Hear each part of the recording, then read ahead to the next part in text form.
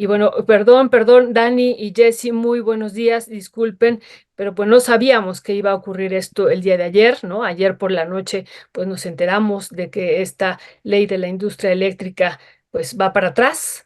Y esta mañana nos acaban de informar que vienen las otras leyes, ¿no? Todas las leyes que se aprobaron el 28 de abril del 2023 se van a intentar frenar, entre ellos la ley minera, y nos parecía muy importante pues empezar a hacer una discusión profunda de lo que está por venir en los próximos días en la Suprema Corte. Así es que disculpen. Dani, buenos días. Jessy, buenos días. Y Marta Olivia, buenos días. ¿Cómo están? Hola, ¿qué tal? Buenos días. Pues sí, y además súper interesante la conversación. Decía David Peña que hiciéramos un crossover y yo decía, sí, por favor, porque estaba buenísimo, ¿no? Estaba muy picada. Eso no lo escuché, un crossover, o sea, de que me invitáramos a eso no lo escuché. Que hagamos ver que siempre quiere que fusionemos mesas. Ah, sí, Decía, hay que hacerlo, hay hagamos que hacerlo. uno con ellas y estaba buenísimo. Sí, eso no lo escuché, a mí se me fue, perdón, pero bueno, y yo decía, esperemos que no, no nos tardemos muchísimo, pero bueno, vamos a iniciar. ¿Ustedes quisieran comentar algo de inicio de esto que vivimos el día de ayer? Dani, iniciaríamos contigo si quieres comentar algo y luego ya entramos a estos tres temas que hemos acordado. Pues no, bueno, solo después de la exposición de los dos maxi abogados, pues está un poco difícil aportar algo distinto, solo llamar la atención de que justo estamos a unos días de que el presidente mande su paquete de 10 o 20 iniciativas, ¿no?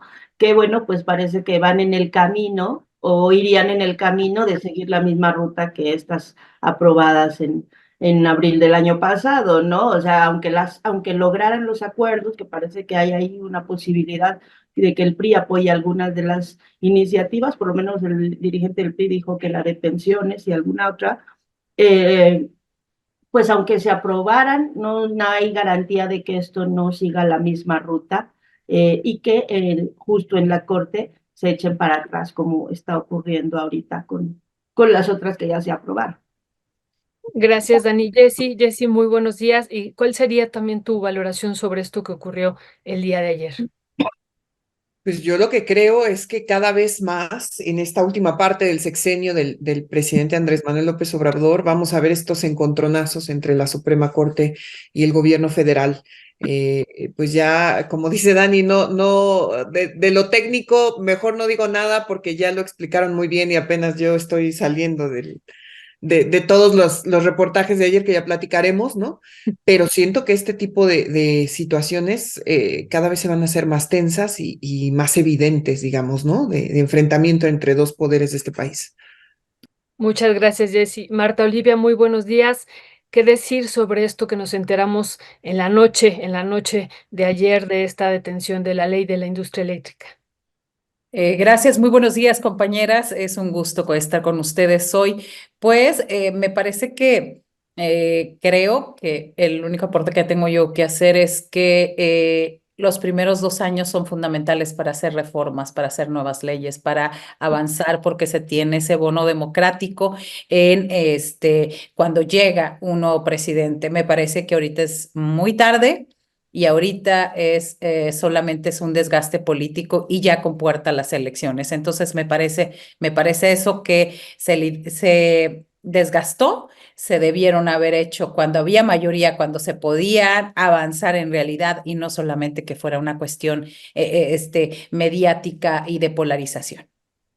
Muchas gracias, Marta Olivia. Pues iniciemos también con estos temas.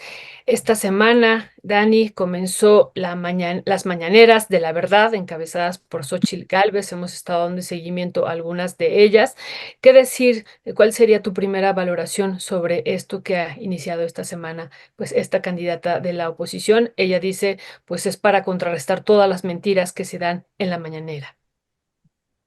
Sí, le llama la conferencia de la verdad, ¿no? Para decir, ella inició, yo vi estas tres iniciales, las vi no en directo, pero las vi, un poco para tratar de entender cuál es la lógica de lo que está planteando. Y y pues sí, lo que plantea básicamente es que hizo una exposición inicial donde dijo que va a haber 3 conferencias a la semana, a las 10 de la mañana, que se va a presentar la verdad, porque, y ahí es donde se nota pues la estructura del mensaje que quieren lanzar, ¿no? Que se han dicho que ha habido 130,000 afirmaciones falsas en los 5 años del gobierno de las mañaneras, ¿no? Y entonces sobre eso van montando pues los intentos de discurso que tiene. Mira, yo veo varias cosas. Una, creo que lo que muestra y lo que deja en evidencia es la carencia absoluta de propuesta de la oposición. Entiendo que no es un momento para hacer propuestas, pero las conferencias dejan totalmente exhibido lo desdibujado que está el propio discurso. O sea, hay una intención clara de enfocarse en la violencia.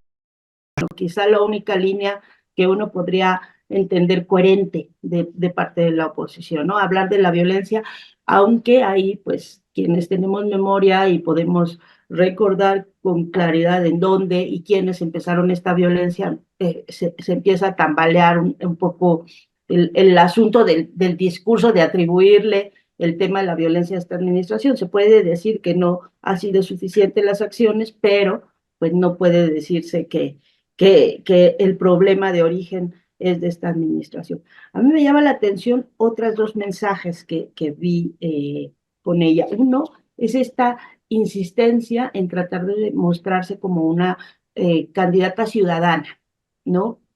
Y toda la idea de construir algo en torno a la ciudadanización o no partidización, yo las candidatas sin partido. Cuando ella misma, o sea, fue senadora y alcaldesa por un partido, o sea, no, el hecho de no ser militante desde su infancia no significa que no haya sido postulada a distintos cargos por un partido, pero sobre todo hubo un momento en el que le preguntaron, ¿no? Sobre, pues, el tema de que Alito Moreno y Marco, bueno, los dirigentes en general de los partidos de la oposición se instalaran en los primeros lugares de las listas plurinominales. Y ella decía que no, que había dijo algo así como que no, que iba a haber que iba a haber otros candidatos ciudadanos en las listas. Y le preguntaron, ¿como quiénes, no? O sea, por ejemplo, o alguna cosa así, y ella contestó dos que a mí dices, no, bueno, anda perdida. Uno era Germán Martínez y otra Margarita Zavala, porque ahorita no tienen partido, pero justo tienen una vida militante, o sea, su actividad fundamental es de militancia en el partido desde hace como 40 años, ¿no? Entonces, digo, si para ella los candidatos sin partido o los candidatos ciudadanos son Germán Martínez y Margarita Zavala, bueno, pues nos habla del desdibujamiento mental que tiene sobre el tema este de los partidos y los ciudadanos. Y en el otro caso, el otro mensaje que a mí me llamó mucho la atención es este de que hay que salir a la calle, que el presidente es insensible, que el presidente es poco empático, que muy enfocado obviamente sus mensajes en el presidente y su maldad, porque es malo con mucha maldosidad, según Xochitl Gálvez, y, eh, y, y una de las cosas que decía era, le daría al presidente, le diría al presidente que salga a la calle, que camine, sálgase del Palacio Nacional. Y entonces uno decir, bueno, al presidente que más ha gobernado fuera de Palacio Nacional, de todos los que yo recuerdo, o sea, el presidente que se la pasa, nosotros decimos ya, por favor, un fin de semana que no haga giras, porque pues para nosotros sale caro ir a las giras, porque además los reporteros que van todas las mañanas pues quieren también descansar, y entonces a él le dice salga a caminar, dices, entiendes que no hay mucho, o sea, más allá de la violencia, no hay muchos elementos o no hay muchas cosas que le puedan eh, atribuir. Y eso sí me parece que más allá de lo que sea la construcción del mensaje o los intentos de construir un mensaje de parte de la oposición, lo que queda claro es que no hay un proyecto detrás de la oposición. O sea, ni la candidata, ni el mensaje, ni las mañaneras, digo, las conferencias que hace, eh, sino que no hay una cosa detrás, o sea, no hay nada, porque es tan, decía yo, es tan inasible como una gelatina sin cuajar, perdón por la metáfora, y no quiero ser tampoco, no crean que es por el tema de Que las alusiones gelatinas. a las gelatinas de la candidata, pero es así, ¿no? O sea, como que no le hallas como por dónde, en términos discursivos, en términos de los mensajes que está quedando. Ya por último, para cerrar, apunté uno que me llamó mucho la atención. Bueno, o la otra cosa que me molesta a mí mucho, y sí me molesta, es que insista en no llamar a Claudia Sheinbaum por su nombre, ni hablar como la candidata y diga la corcholata del presidente, porque eso me parece misógino, ¿no? Aparte de una posición de descalificar a la otra, de anularlo, de no considerarla, ¿no? Y insistir en que es el tema, su discusión es el presidente. Y me parece que es muy misógina esa actitud, entonces a mí me parece muy molesto. Pero había un párrafo, y con eso ya quiero cerrar, algo que decía ella, sin ningún pudor, hablando de las conferencias, decía, sin ningún pudor, sin ningún recato, sin ningún respeto por la inteligencia de los mexicanos, nos recetan una dieta diaria de mentiras. Y justo la estaba oyendo después de escuchar una entrevista que le hizo Joaquín López Dóriga a Aurelio Nuño, donde dice que todo lo que construyó, todas las instituciones que construyó el PRI, la 4T las ha destruido, sin pasar toda la época del prismo neoliberal que desmanteló las instituciones que creó el PRI.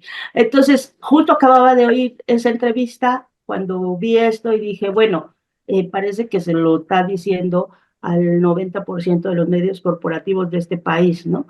Y ya, creo que con eso me causa hasta cierto punto pena, la verdad, no poder encontrar elementos interesantes o importantes o sea, no tener una oposición tan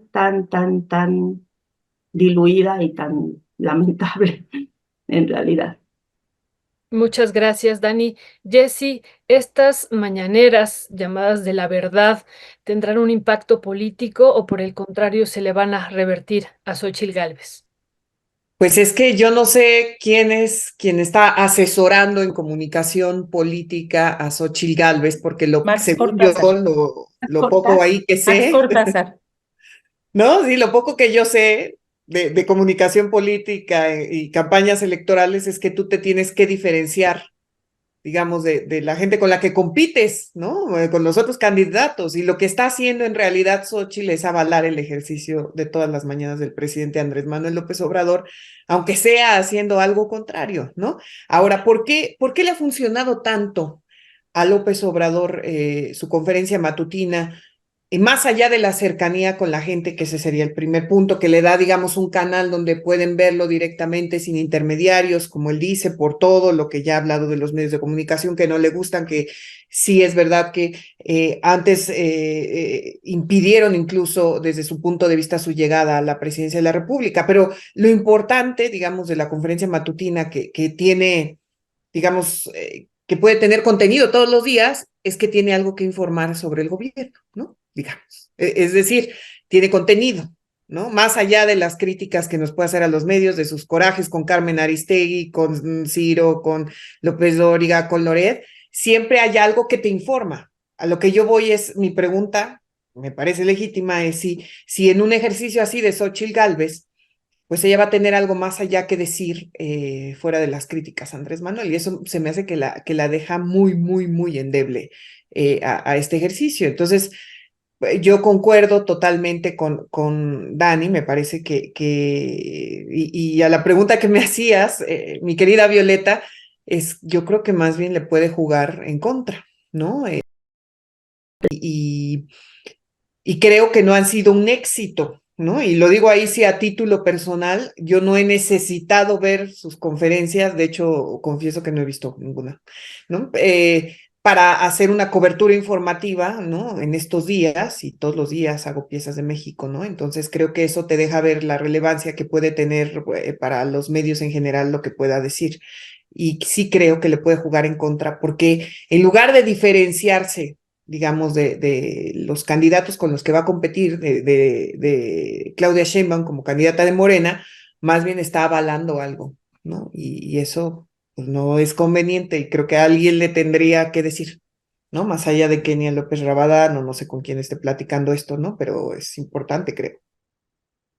Muchas gracias, Jessy. Marta Olivia, esto que nos decía tanto Jessy como Dani, que es probable incluso que se revierta, pues incluso la tendencia que trae ella a partir de estas mañaneras, por ejemplo, esto que decía Dani, de ella decir, bueno, propongo a Germán Martínez y a Margarita Zavala pues, como candidatos que pueden ser incluso ciudadanos, ¿no? Lo ha llegado a comentar. ¿Qué decir sobre esto? ¿Y qué decir sobre las propuestas que ya hay, por ejemplo, de Beltrones, que está siendo uno de los candidatos ya para el Senado, y de estos otros que van encabezando Marco Cortés y Alejandro Moreno, que también han salido en estas mañaneras de la verdad?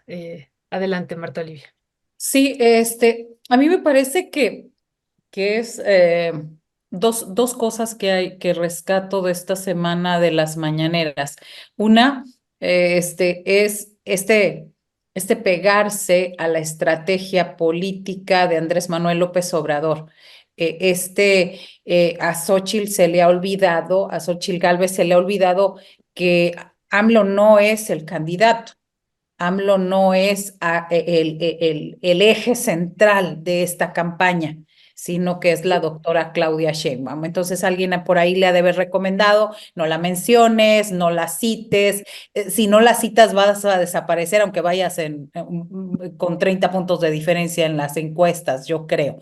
Entonces, primero es que sabe, quiere estar posicionándose, subir algunos puntos a costa de AMLO. Y yo decía, pues sigue siendo referente Andrés Manuel López Obrador en este sentido, en el mensaje y en el discurso político, y ella quiere ganar un poco, o sea, quiere subirse un poco, treparse, dicen algunos, ¿no?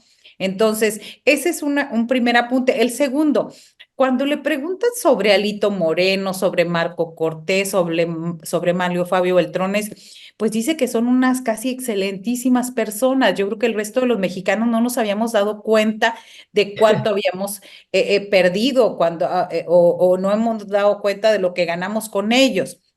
Entonces, ella dice prudentemente, yo no puedo hacer las listas, pero en un hipotético caso, que no creo que suceda por todas las encuestas, pero en un hipotético caso nos va a decir con quién va a gobernar ella. Es decir, yo no estoy diciendo que ella palome, pero sí nos está diciendo cuáles son los perfiles con los que va a gobernar Alito Moreno, Marco Cortés, Mario Fabio, del que habla maravillas, y el otro, Alejandro Rojas Díaz Durán, que dice que se llevaban de casi de piquete de ombligo y que ahí estaban hablando y diciendo qué buenos posicionamientos tiene Xóchitl, yo no puedo porque tengo línea, ¿no? Y que ahora está entrando a su alianza, que se había tardado bastante Rojas Díaz Durán, ha brincado de muchos partidos y en muchas partes, ¿no? Pero bueno, eso es, y un tercer punto que quiero agregar es, Xóchitl va por el negocio. Lo demostró en sus empresas, lo demostró con su familia, ahora ayudándole, entre comillas, en este tráfico del sector inmobiliario en Miguel Hidalgo. Y ella ha registrado, de acuerdo a una nota que hizo el portal Político MX, ha registrado 43 frases de su campaña ante el INPI, ante propiedad intelectual. Son 43 nombres. Ya registró X, la señora X, Xochitl Lovers, Tianguis de Xochitl, con todo el corazón, fuerte como tú, Frente Amplio por México, e incluyó hasta los logos. Entonces, esto lo hizo mucho antes, todavía en la precampaña. Entonces, creo que eso poco se ha dicho y hay que decir que la señora va sobre el negocio. Si alguien la menciona como señora X y utiliza, le va a tener que pagar derechos de autor a Xóchitl Gálvez. Entonces, yo con eso cierro esta aportación, que no nos olvidemos de quiénes son, ¿no? De quiénes son y qué buscan. Y pues si no gana, que no va a ganar por todas las encuestas que se han dado a conocer, que no va a ganar, pues que algo quede, ¿no? Ella de decir, pues por lo menos si me dicen la señora X en Rompeviento, pues ahí tenemos un golazo.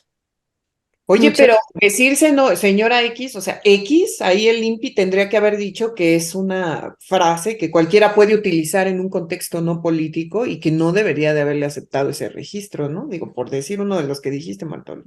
La lógica. Ahorita les comparto el link de la nota porque, pues sí, a mí se me hizo bastante grave. sí, sí, grave, grave.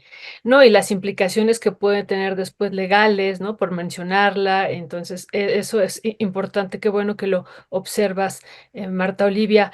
Dani, hay un comentario y que con eso para después pasar al otro tema que también nos parece, ese nos parece muy importante, pero ¿qué decir sobre este comentario que comenta Hugo, que hace Hugo en el chat, Hugo AP? Pero ¿por qué hablar de esta ratera? No debemos dar espacio a gente que no vale la pena. Ahora entiendo por qué el plan C, aunque no esté de acuerdo con chapulineo, sí es necesario. ¿Qué decir? ¿Es necesario o no es necesario? Y no debemos hablar de esta mañanera que está llevando a cabo Xóchitl Gálvez, porque pues, según algunos comentarios, pues no vale la pena, no es necesario. Pues miran, yo creo, Violeta, que pues sí, a muchos puede parecernos un poco hasta de pereza, ¿no?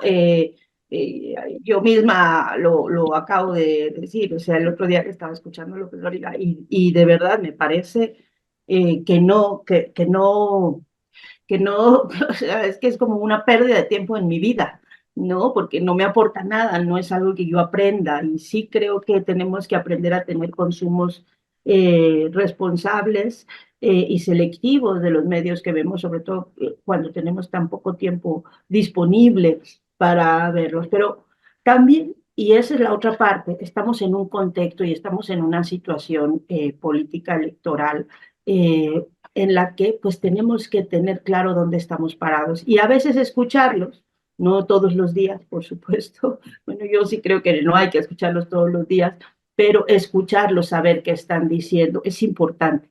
Es importante porque eso nos permite conocer, pues, cómo está pensando y qué está pensando un sector de la población que no es menor. Hay que recordar dos cosas, Violeta.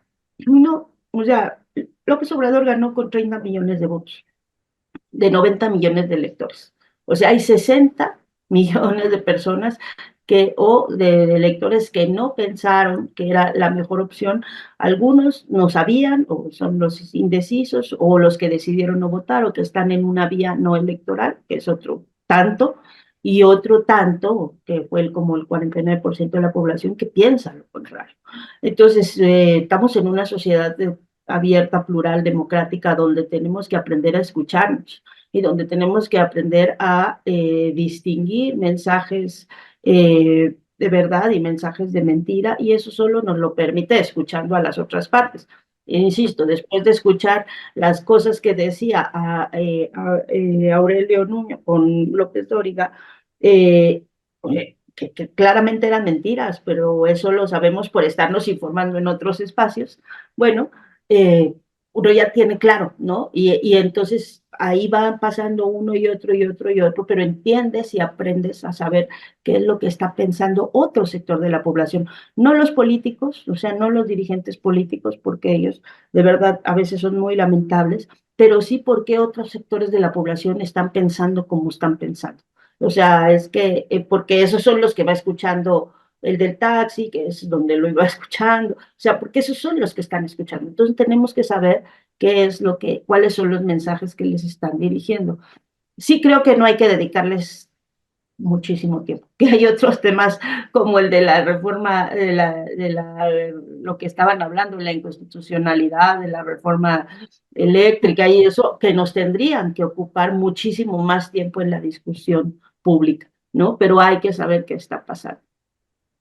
Muchísimas gracias, Dani. Pues vamos a pasar a un tema que también nos parece muy, muy importante, que decíamos se va a intensificar la guerra en este contexto electoral y ya vemos que esto también está iniciando de una manera fuerte, fuerte. Y esta publicación de Tim Golden el día de antier, ya por la tarde, noche, querida Jessie, que hace un cuestionamiento y aquí lo vamos nuevamente a recordar. Ayer hablamos un poco de esto en la mesa con Temoris Greco. Los narcotraficantes canalizaron millones de dólares a la primera campaña del presidente mexicano López Obrador. Es un cuestionamiento que la hace, no lo decíamos ayer con Temoris, no es una afirmación como en el caso de Anabel Hernández en la publicación que hace en la Dolce Vele, él más bien lo presenta como un cuestionamiento. ¿Qué decir? ¿Cuál sería tu primera valoración en este espacio sobre esto? Y que vemos que lleva ya más de 48 horas el de narco presidente y ahora en narco candidata, pues que tiene y que varios espacios en la prensa lo han retomado como una afirmación de que el narco, el cártel Jalisco, financió a la campaña del 2006 de López Obrador. ¿Qué decir sobre esto, Jessy? Bueno, el cártel de Sinaloa, digo, ahí nada Sinaloa, más. sí. Y una parte del cártel de Sinaloa que ya ahorita no sería considerado, bueno, prácticamente desde que murió Arturo Beltrán Leiva y se pelearon con el Chapo, pero el cártel de Sinaloa, porque yo ayer tuve la posibilidad, bueno, primero hay que establecer algo. Cuando yo veo que sale primero la publicación de Anabel y que horas después sale la publicación de Tim Golden y después Inside Crime, lo que yo pensé en un momento era que pues Anabel les había ganado el tanto, entonces que se apuraron, digamos, para salir, ¿no? Esa fue por minutos, eso fue lo que pensé. Ya al ver los textos, sí te das cuenta que hay una fuente en común, ¿no? Que es el mismo discurso que intentó posicionarse. Y coincido entonces plenamente, y esta es una postura que ha establecido el presidente y todos sus seguidores, de que sí había una intención totalmente destinada a presentar este tema en estos momentos, tiempos electorales, ya lo dijeron ustedes, para tratar pues de influenciar o para tratar, que esa sería la pregunta, pero tratar de influenciar en el proceso electoral mexicano, ¿no? Algo querían hacer, ¿no? Y creo que el presidente López Obrador lo dice muy bien, ¿no? Que no es un trabajo periodístico nada más porque sí en este momento. Ahora, a partir de eso, me parece que de los tres textos que existen, sí, el texto de Tim Golden refleja con mucho más profundidad cuáles fueron hasta las dudas del periodista, porque las presenta en el texto. Él mismo dice que las investigaciones de la DEA no fueron concluyentes, él mismo dice que se dejó de investigar, él mismo buscó a todas las partes, no solamente habló con una decena de agentes para tratar de confirmar cada una de las partes. Por ejemplo, me parece que está más confirmado algunos pasajes, como por ejemplo la participación de Pancho León, de este aspirante al Senado desaparecido del norte del país, que le organizó mítines a Andrés Manuel López Obrador, la parte, por ejemplo, de López Nájera, él nunca niega, digamos, que el lead de toda esta investigación tiene que ver con un testigo protegido, cuenta cómo llegó, cuenta lo demás en lo que él estuvo involucrado, ¿no? Y al final, sobre todo al final, y él lo dice en las entrevistas que ha dado, y me lo dijo también a mí, tuve la posibilidad de hablar con él, de que las investigaciones no fueron concluyentes, que la misma DEA señaló que no había los suficientes elementos después de contar hasta de manera chusca cómo intentaron grabar a Nicolás Mollinedo, ¿no? Al chofer amigo, jefe de logística y no sé cuántas cosas podríamos decir de Nicolás en relación con López Obrador. Y él mismo lo establece. Por eso, en su texto, desde el título, lo plantea como una pregunta. Ahora, por supuesto que iba a tener las implicaciones que ha tenido, ya lo dijiste, Violeta, hasta, digámoslo, como lo está leyendo la oposición, los opositores a López Obrador van a utilizar raja política de esto, que es en realidad, sabemos que en elecciones esto pasa. También podremos hacer un análisis así sobre lo que está pasando con el caso Colosio, ¿no? Que precisamente en este momento el presidente López Obrador se presente, más bien avale lo que está haciendo la Fiscalía, que también es otro análisis de la Fiscalía que podríamos hacer, ¿no? En este momento, pero Lo cierto es que la DEA y el Departamento de Justicia nos aceptó a los medios, entre ellos Univisión, que sí había habido una investigación, que se circunscribió, así fue la respuesta oficial, a los hechos delictivos que tenían que ver con los cárteles de las drogas, ¿no? Y cuenta muy bien, a mí me parece que el texto de Tim deja ver la problemática que existe, ¿no? En torno a la investigación de agencias estadounidenses, específicamente la DEA en México, de cómo es que investigan, porque Tim describe prácticamente todo ese proceso, no solamente describe, como en el caso, por ejemplo, de Anabel, las conclusiones, sino más bien cuenta cómo fue todo el proceso para la investigación, ¿no? Y también lo que dice al final Tim es que él lo que buscaba es, tuvo acceso a esta información, le dieron acceso privilegiado a esta información y lo que él quiere es que la gente pues lo vea esta información, la lea y analice qué puede ser o no cierto de eso, que con qué se queda. Y me parece que es un ejercicio periodístico en ese sentido válido. Ahora, Nicolás Mollinedo ya salió, ya dijo que él no recibió ningún dinero, ¿no? A mí me parece que esto da para mucho más investigación de qué es lo que ha pasado con Nicolás, qué es lo que ha pasado con Soto Caballero, para que los mexicanos se puedan hacer una opinión, ¿no? Y creo que la conclusión de Tim es que, y lo dijo también Mike Vigil, que también hablé con él, este exagente de la DEA, que ayer hablaron también en la conferencia matutina, porque Mike Vigil es alguien bastante sereno en sus puntos de vista, que no hay elementos para vincular, ni siquiera en lo que tuvo la DEA, directamente a López Obrador, ¿no? Esto de que si llamó o no llamó a la Barbie, me parece que eso es solo algo que Anabel trae, y la lectura que se puede hacer sin duda es por qué en este momento, ¿no? Pero a mí me deja muchísimas preguntas el texto mismo y creo, insisto y lo repito, que el acercamiento periodístico de Tim es el más acertado, digamos, y el más profundo para establecer cómo son las relaciones entre la DEA, las investigaciones y cómo se involucran en México, ¿no? Muchas gracias, Jessy. Marta Olivia, esta mañana el presidente pues, ha hecho varias declaraciones en su conferencia, ha comentado premio a la calumnia, ¿no? A Tim por esta publicación que ha hecho. No solamente esto, dice, es un mercenario al servicio de la DEA, es un peón. Y bueno, dice y pide que el gobierno de Estados Unidos se manifieste y que si no tienen pruebas, pues el periodista tiene que disculparse. Y señala por último que cómo se va a sentar a la mesa a negociar lo del tema de lo del combate a las drogas y del fentanilo cuando pues está esta acusación. ¿Qué decir sobre estas declaraciones y lo que se ha publicado en ambos espacios, ¿no? Tanto en ProPublica como en la Dolce Vele?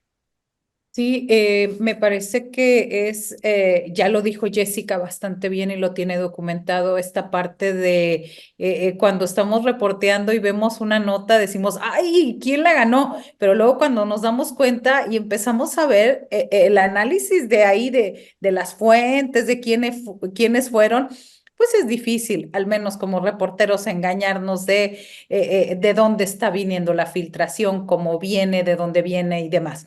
A mí me parece que es grave, pero que hay un detalle interesante. Se desata yo lo voy a llamar así, nado sincronizado, y Ujú. luego se va Xóchitl Gálvez a Estados Unidos. Entonces, es muy clara la forma en que quieren golpetear al gobierno del presidente Andrés Manuel López Obrador. Xóchitl Gálvez va una gira de 6 días, Nueva York y Washington. Va con funcionarios congresistas, medios, va a la OEA. Y acuérdense el papel que ha tenido la OEA en los últimos años con Latinoamérica. Y dicen que el objetivo, dicen ellos, que es establecer un mensaje sobre su visión de México y sobre la coyuntura difícil que enfrentan. Esto lo dijo Ildefonso Guajardo.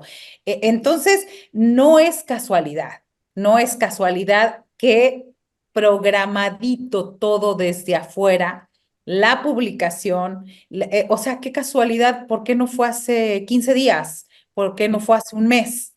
¿O por qué no dentro de 2 semanas o 3 semanas? No, estos no son casualidades, ¿no? No son casualidades lo que está pasando. A mí me parece algo tan evidente.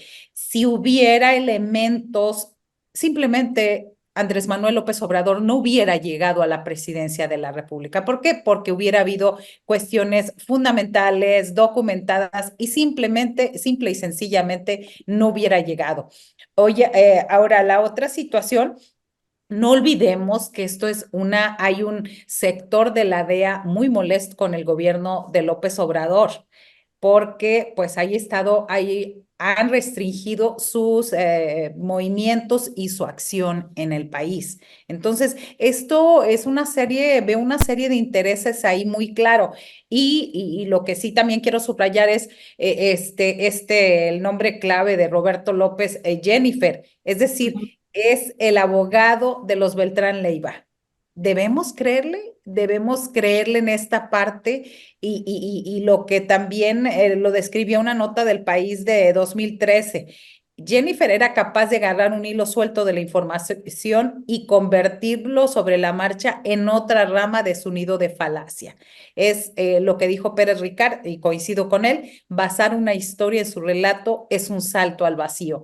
Entonces, definitivamente yo considero que es un tema político, un tema que atraviesa la agenda electoral y un tema donde la candidata del PRI-PAN-RD está metidísima al 100%. Muchas gracias, Dani, sobre este tema y sobre esto que también está diciendo Marta Olivia. No es una casualidad que se publique el día de antier, cuando están realmente pues iniciando ya de manera intensa pues estas campañas electorales. ¿Qué decir sobre esto? Y lo otro, ¿no? Que insistimos que el presidente desde ayer ha señalado pues que esto no es exclusivo del periodista, que no viene de él, de Tim Golden, sino que viene de más arriba, y pues hoy ha señalado del Departamento de Estado, ¿no? Entonces, o al Departamento de Estado. ¿Qué decir sobre esto, Dani? Me hace gracia que pues, digamos que es cuando están empezando formalmente las campañas, porque dicen, no, pero no llevamos como 2 años en campaña. Y además se supone que formalmente todavía estamos en la intercampaña, pero bueno, fuera de ese comentario al margen, a mí me parece, y lo analizábamos ayer en pie página, cómo abordarlo, ¿no? Cómo no darle juego desde el inicio. Bueno, yo creo que ya he expresado varias veces mi opinión sobre Anabel, pero ya tiene muchos años que yo cuestionado que se le dé tanto vuelo en medios de comunicación hace muchísimos años, porque creo que sus investigaciones son muy endebles. Lo he dicho desde que hacía otras investigaciones que para muchos eran como favorables para la cuarta transformación. A mí me ha parecido que ese modo de Anabel de agarrarse pequeños pedazos, o sea, algún hilito de verdad para irse con una serie de especulaciones no fundamentadas, hace mucho daño, porque hay una parte de verdad y otra parte de mentira, y un lector no puede saber cuál es cuál, ¿no? Entonces yo desde el inicio opté yo personalmente por leer primero o leer más bien de entrada la de ProPublica, porque me parece un medio serio, porque me parece que ya de entrada, cuando uno ubica quienes escriben, que pues me parece que podía tener más sustento. Me sorprendió mucho, eh, realmente me sorprendió mucho el texto, porque justo pues por lo que ya han dicho, ¿no? No tiene, es al final la pregunta que se hace, con la que se engancha toda la discusión, pues parte de de decir, en 2012 la DEA lo investigó y el Departamento de Estado definió que no había elementos. Y dices, bueno, eso se acaba con un párrafo. La pregunta era muy simple, ¿no? ¿Financió el narco, la campaña de López Obrador? Respuesta, no, según el Departamento de Estado, y ya se quedó cerrado. Entonces, elaborar toda una construcción, un largo reportaje con mucha investigación, con toda la explicación, para que ese sea el resultado, me parece tramposo. Bueno, hay que decirlo, sí, me parece tramposo, porque deja esa duda, ¿no? Y entonces, pues ¿para qué se plantea todo eso si lo estás diciendo? Y lo platicábamos, para mí había muchas cosas inverosímiles y cosas que ya a estas alturas de la vida también me parecen eh, molestas, como de pronto por ahí alguna declaración de algún funcionario de la DEA, no tengo ahorita aquí el archivo abierto, pero sí que me parecen a mí hasta, ¿no?, clasistas, coloniales, porque es esto de los narcos mexicanos y la corrupción es tan grande en México que cualquier cosa, ¿no? Como que uno dice, sí, y ustedes no, ¿no? O sea, realmente no hay corrupción en las instancias de investigación de Estados Unidos, en la propia DEA. Entonces, esas declaraciones, cuando ya generalizan y dicen que todo México somos unos corruptos y narcos, pues a mí me parecen muy enfadosas. Pero fuera de esas cosas, el hecho de que esté tan endeble, o sea, que sea tan, tan sin algo que realmente pueda amarrar siquiera la duda, eh, nos ponía frente al dilema de cómo lo tratas, o sea, cómo lo vas a publicar de manera que no sea, pues, reproducir algo que, pues, evidentemente tiene una intención. Y entonces lo que hicimos fue tratar de recuperar dos cosas. Una, que creo que ahorita lo van a platicar más ampliamente con Alejandro, que es el que hizo el trabajo, pero una era revisar la relación tensa que hay en general entre el gobierno de México con la DEA a partir de la detención de Cienfuegos, de hecho, ¿no? Y porque ha habido varios momentos de desencuentro, no es el primero. O sea, claramente aquí la información viene de la DEA, o sea, es más que evidente que es la DEA la que lo está moviendo. Entonces, uno fue eso, analizar hacer la revisión y el recuento de todas estas relaciones tan tensas que empezaron ahí y que han tenido en varios momentos. Y la otra, que no hay que perder de vista, estamos en elecciones en México, pero también hay elecciones en Estados Unidos. Y ahí también están teniendo su propio juego y ahí también están teniendo, y también las distintas instancias del gobierno pues están teniendo sus propios rejuegos políticos, por decirlo de algún modo, porque también se está definiendo pues quién va a ser el próximo presidente de ese país, ¿no?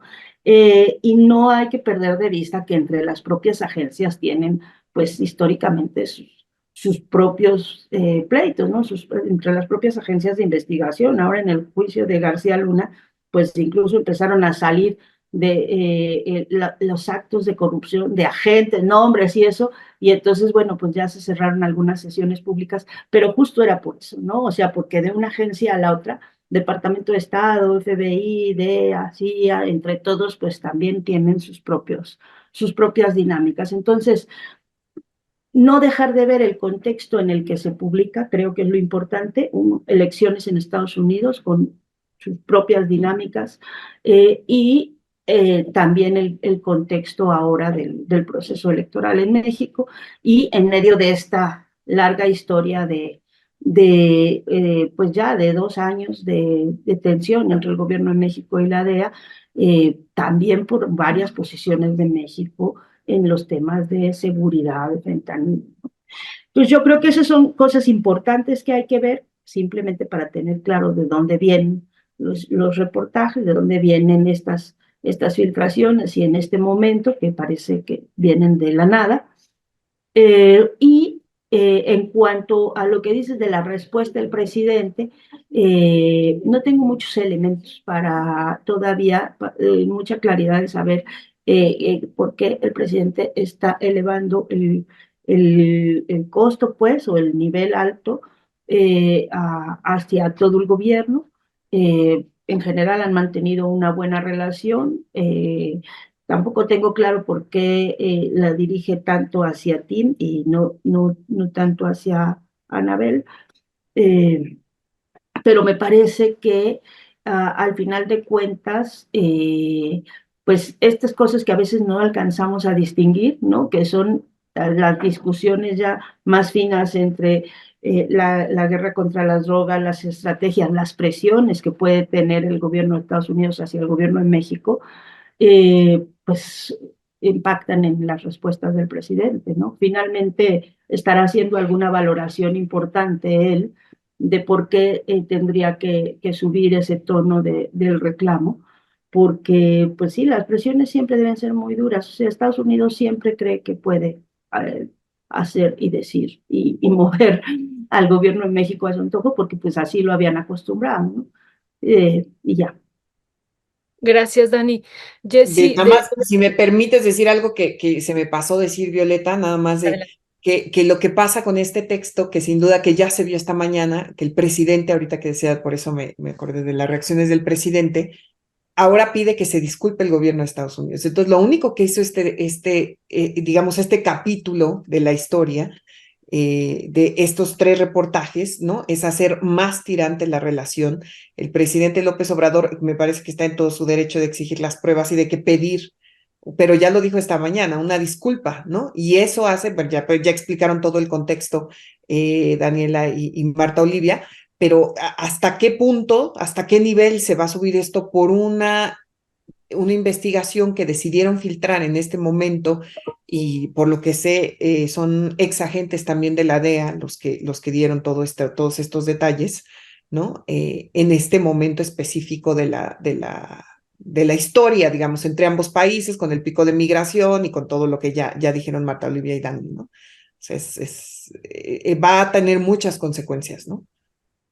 Sí, va a tener consecuencias y esto pues se está escalando, ¿no? Cuando el presidente dice esta mañana, pues es el Departamento de Estado también el que está detrás de esto y bueno, quiero que el gobierno de Estados Unidos se manifieste, ¿no? Además lo hace así enérgicamente y bueno, y si no tiene pruebas, pues tiene que disculparse, pues eso pues ya le da otro tono y lo que él decía, esto lo volvemos a repetir que él decía, ¿cómo me voy a sentar a negociar lo de el combate a las drogas, lo de detener el tráfico de fentanilo, si está esta acusación? Eso también me parece importantísimo.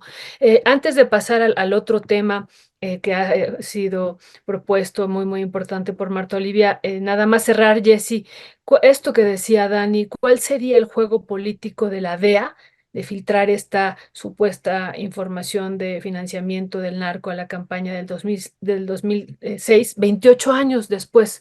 ¿Cuál sería este juego? Entendemos pues esto que ocurre acá en México, este juego político que hay, pero desde Estados Unidos, ¿cuál sería? 18, ¿no? Ahí años después, bueno, ya no sé cuántos, ahorita hacemos la cuenta, No, pero 28, ¿no? Porque fue en 2000, perdón, 2006. 2006, ¿no? No, a ver, es que la DEA siempre juega, o sea, la DEA, y eso lo sabemos, ahí está la historia de América Latina, donde se ve aún más claro episodios como este, ¿no? Por eso yo resaltaba, porque en realidad el texto de Tim trae mucho de cómo funcionan los agentes de la DEA, digamos, todas las trasbambalinas que tienen a la hora de realizar las investigaciones, ¿no? Y por eso a mí me daba tanta risa que contara cómo trataron de grabar a Nicolás Mollinedo y que a la mera hora ni consiguieron nada con el, digamos, cableándolo, ¿no? Ahora sí que, y yo pensaba, pues esta realidad supera totalmente a la ficción, ¿no? Y de cómo es a través de un solo testigo protegido que es el hilo, ¿no? Que además, bueno, ya lo han dicho otros colegas en que ha participado las otras investigaciones que ha tenido que ver este testigo protegido, ¿no? Que tiene que ver con Herrera Valles, que tiene que ver con su participación en la operación limpieza, ¿no? Los que, por lo menos en los que hemos reporteado así cosas de este estilo, sí sabemos que específicamente los Beltrán Leiva tenían particular interés en incidir en la política mexicana, ¿no? Y que hay algunos indicios, más allá de las grandes investigaciones que se han hecho, de que ellos les interesaba muchísimo, más que a otros grupos, por ejemplo, el Cártel Jalisco Nueva Generación, o no sé, la zona del Golfo, todos los tamaulipecos en participar en política, pero lo que voy es que te deja ver muy en claro cómo son los dimes y diretes de una operación así que además tan complicada, y sí creo, y ahí sí, absolutamente, la DEA siempre juega por algo, siempre da a conocer esto por algo. Yo sí creo que trataron, como lo decía al principio, que es un interés de influir de alguna manera en las elecciones en México, ¿no? Más allá de lo que pase en Estados Unidos. Yo no lo había relacionado con lo que dice Marta Olivia de si va Xóchitl Gálvez ahí.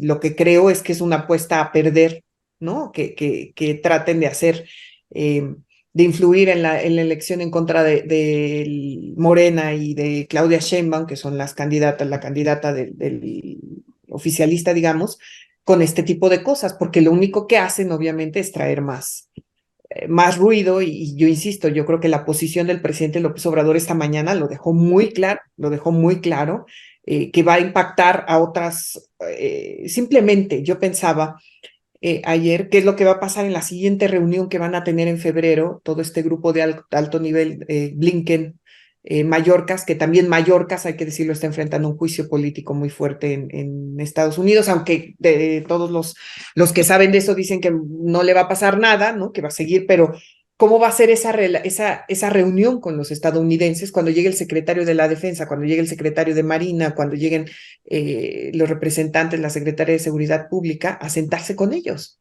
O sea, es una muy desafortunada el timing político, que creo que quienes lo hicieron, quienes lo decidieron, pues no pensaron demasiado en las consecuencias, aunque ya había posibilidades de saber cómo iba a reaccionar el presidente López Obrador, y me parece que con todo el sentido, exigiendo públicamente que pidan pruebas claras de lo que están diciendo, ¿no? Ahora, pero a mí lo que creo que se tiene que rescatar, y lo vuelvo a decir, que no es la opinión más popular, pero si uno revisa el texto de Tim Golden, deja ver mucho de cómo funcionan los agentes estadounidenses en México, ¿no? Y qué es lo que tenemos que ver al final, ¿no? Tenemos una ventanita, un pequeño acercamiento, porque ellos dieron la información de cómo funciona, ¿no? Y creo que eso es importante. Pues sí, ese punto es interesante también, lo que señalas, Jessy, ¿no? De cómo funciona, cómo opera aquí la DEA en México. Muchas gracias. Marta Olivia, pues para ir cerrando también esta mesa, hay un tema que tú propusiste que también nos parece no menor, enorme por todo el Poder Judicial y el papel que están teniendo los jueces, este tema de los errores de la Fiscalía General de la República que dio a conocer juez de Tamaulipas que justificaron la liberación de la Quena. ¿Qué decir sobre esto, Marta Olivia? Sí, es primero la nota que nosotros compartimos, está basada en un comunicado oficial de la Asociación Nacional de Magistrados de Circuito y Jueces de Distrito del Poder Judicial de la Federación. Ellos se hacen llamar JUFED-ORG. Y bueno, ellos acusan que presuntas deficiencias de la Fiscalía General de la República en el proceso de la detención de la Quena habrían dado como resultado su liberación. Juzgadoras y juzgadoras federales, organización, aseguraron que la actuación de Crescencio Contreras Martínez, este juez al que la Secretaría de Gobernación, Luisa María Alcalde, pidió juicio político ante la Cámara de Diputados, o bueno, revisar la procedencia y lo demás. Este juez de distrito de Tamaulipas, originario del Estado de México, dicen que su actuación fue apegada a la ley, por lo que condenaron la solicitud de juicio político propuesto en su contra. De acuerdo a este comunicado, la JUFED dicen que la Quena fue detenido por su presunta responsabilidad en delincuencia organizada para colaborar al fomento de delitos contra la salud. Sin embargo, la Fiscalía General de la República no acreditó que la delincuencia organizada tuviera como fin la venta de drogas, por lo que el detenido no pudo ser vinculado a proceso. Dicen también ellos, si en este caso la resolución emitida resultó favorable al imputado, fue debido a la deficiente actuación de la Fiscalía. Y bueno, como hemos estado mencionando, José Alberto García Vilano, alias la Quena o Ciclón 19, presuntamente integrante de la célula delictiva Los Escorpiones del Cártel del Golfo. Ahorita que estoy revisando, ya son bastantes nombres y apellidos, ¿no? O sea, el nombre, el apodo, el subgrupo, el grupo, y al fin es el crimen organizado, de todo esto. Él fue detenido, recordemos, el pasado 18 de enero en San Pedro Garza García, cuando andaba de compras. Y bueno, él está identificado con dos casos fuertes. Uno es el secuestro de 4 ciudadanos estadounidenses en Matamoros, Tamaulipas, y el otro, el 30 de diciembre pasado, por el secuestro de 32 migrantes. Y yo comentaba, aparte de esta situación, es que es grave porque estamos hablando de casos donde tuvimos ya hasta un problema entre los dos gobiernos y se tuvo que investigar. Esto fue en marzo pasado de los estadounidenses, dos de los cuales fueron asesinados. Y esto nos habla de la operación que hace el Cártel del Golfo y la hace N número de decisiones en la frontera contra el tráfico de migrantes. Es decir, esto es un problema grave.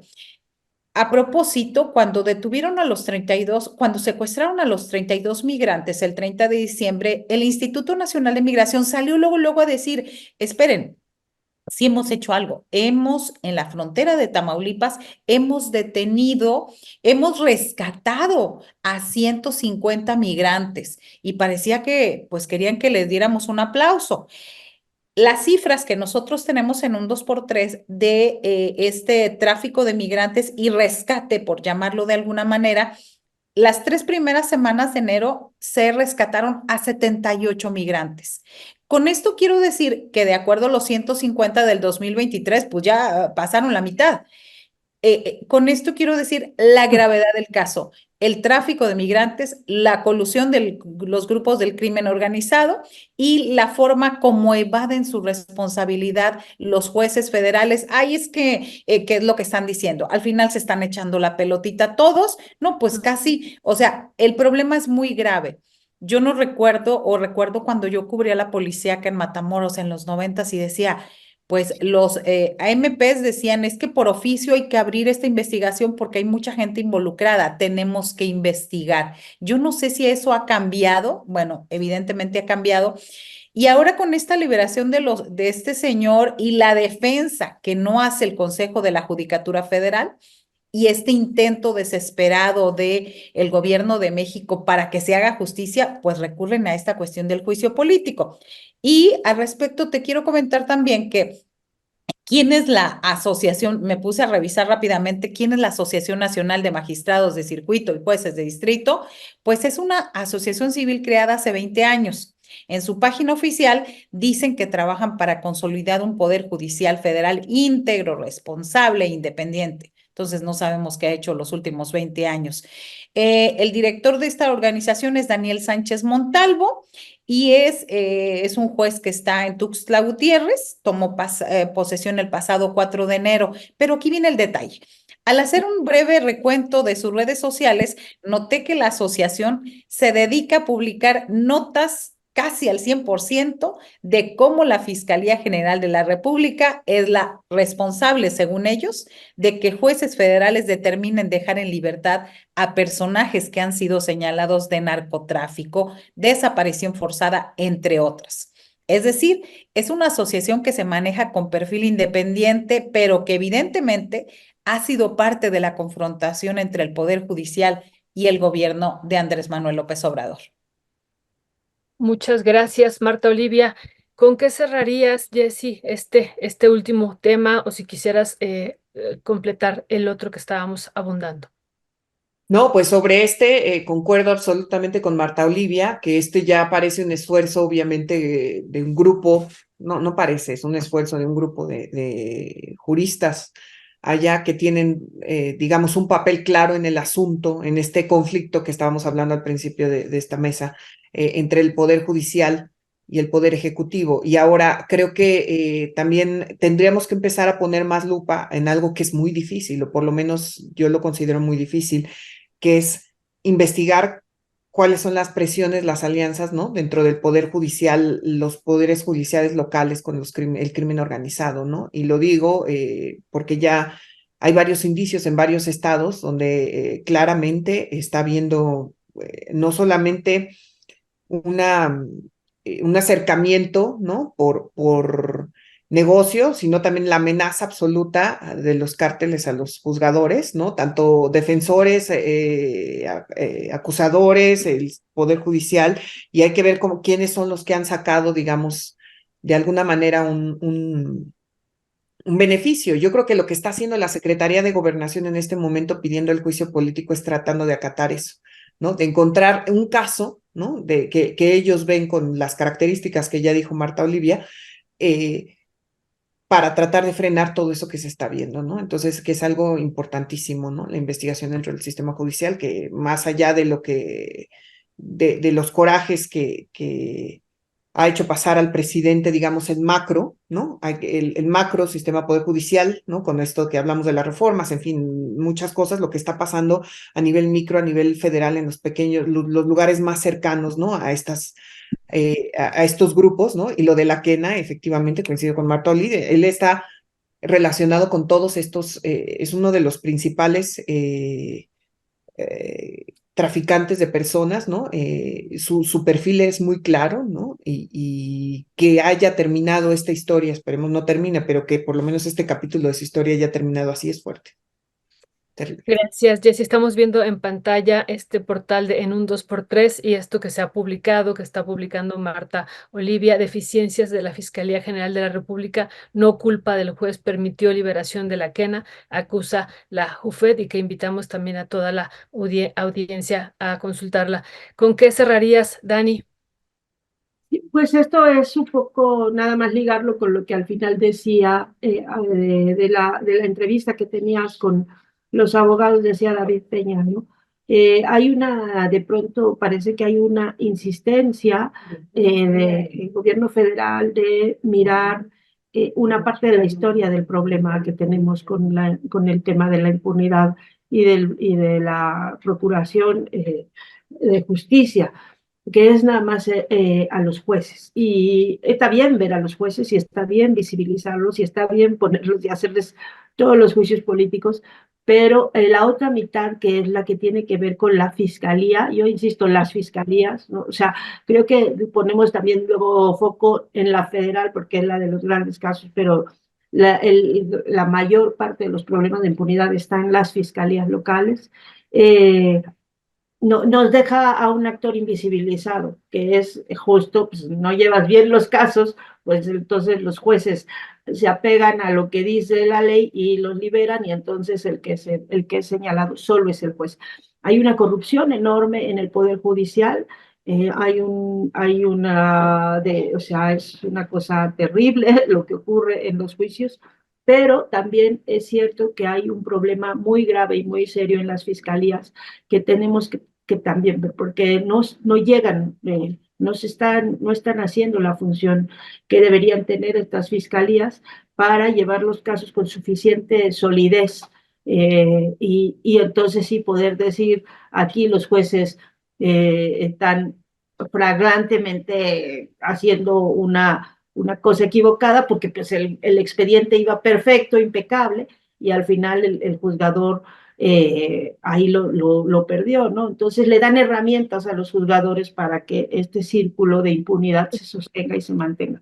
Entonces, para mí es importante que también miremos lo que hacen las fiscalías, todas las fiscalías y por supuesto la general.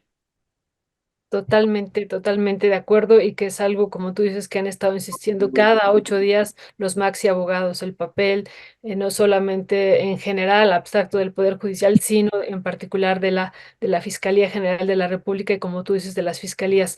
Pues muchísimas gracias, Jessica Cermeño, Daniela Pastrana y Marta Olivia. Muchísimas gracias, Marta Olivia López. Gracias infinitas por esta mesa y se dan cuenta, casi todas veníamos de rojo, rojo y negro. Si se dieron cuenta, es la mesa de la huelga hoy, ¿se dan cuenta?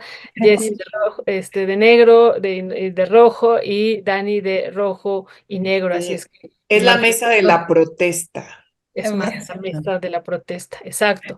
Pues un abrazo, queridas, que tengan pues muy lindo fin de semana, ya casi estamos en el fin de semana y que todo vaya muy bien el día de mañana con los tamales, ya nos dirán de qué se los comieron. Un abrazo y bonita tarde. Sí, Gracias, muy Es buenas un gusto, tardes. siempre les aprendo un mucho. abrazo. Un abrazo. Igualmente, Jessy, un abrazo. Gracias infinitas. Pues bueno, tenemos esta mesa extraordinaria que después de la mesa de los maxiabogados que tuvimos el día de hoy, pues también nos ilustra mucho de lo que está pasando a nivel nacional y de lo que está por venir, insistimos en esta inicio ya, intensificación de esta guerra en este contexto electoral.